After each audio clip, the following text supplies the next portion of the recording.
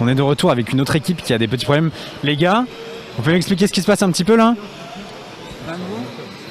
Là, on change les batteries. Vous n'avez pas de problème particulier là? C'est juste un changement de batterie? Alors ils ont un petit problème au servomoteur. Donc le servomoteur, pour ceux qui ne savent pas, c'est simplement ce qui sert à diriger le véhicule en fait. C'est ce qui contrôle la direction. Là c'est en train de demander au pilote, qui est toujours sur l'estrade du coup, d'actionner certaines commandes, gauche ou droite, ou d'accélérer pour voir un peu les problèmes sur la voiture. Ils ont simplement fait un petit check-up, ils ont changé les batteries et réglé leurs problèmes au servomoteur. Et là normalement ils devraient d'ici quelques secondes, quelques minutes peut-être, repartir rapidement au niveau de la course. Ils sont en train de vérifier même les différentes vis, que tout soit bien fait. C'est les aléas du direct, hein, j'ai mis mon nez devant la caméra. Ah ouais. Bah, c'est pas grave. Vous voyez que M. Ménon est très investi. Il regarde ses élèves. Il regarde si le déroulement de la course se passe bien.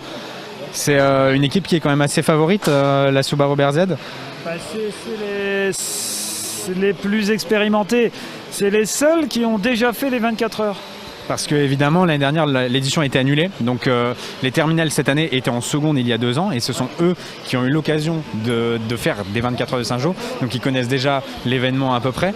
Ils savent qu'il peut y avoir différents événements de course, des chocs, des accidents, parfois une roue qui s'enlève, plein de choses. Là c'était simplement un petit check-up, changement de batterie et vérification parce qu'ils avaient un petit problème au servomoteur. Et cette voiture-là, elle est particulière parce qu'elle a une transmission par courroie, alors que toutes les autres ont des engrenages. Donc c'est une petite expérimentation de cette année, puis ça a l'air de marcher puisqu'ils sont en tête, et bien en tête même. Et une autre particularité, alors habituellement on a eu un team avec des anciens élèves qui s'appelle la Team TM, Thierry Maison. Hein. Et tous les ans, je refais venir d'anciens élèves de l'établissement de STI. Cette année, ils ne sont pas là. Et dans l'équipe de terminale, il y a le frère d'un de mes anciens élèves, Antoine Bachelet, pour ne pas le citer, qui s'appelle Benoît Bachelet.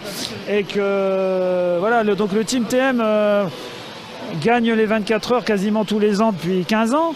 Mais voilà, c'est pour s'amuser, on se retire du classement, etc. Mais là, ça serait le petit frère qui gagnerait la course pour la première fois.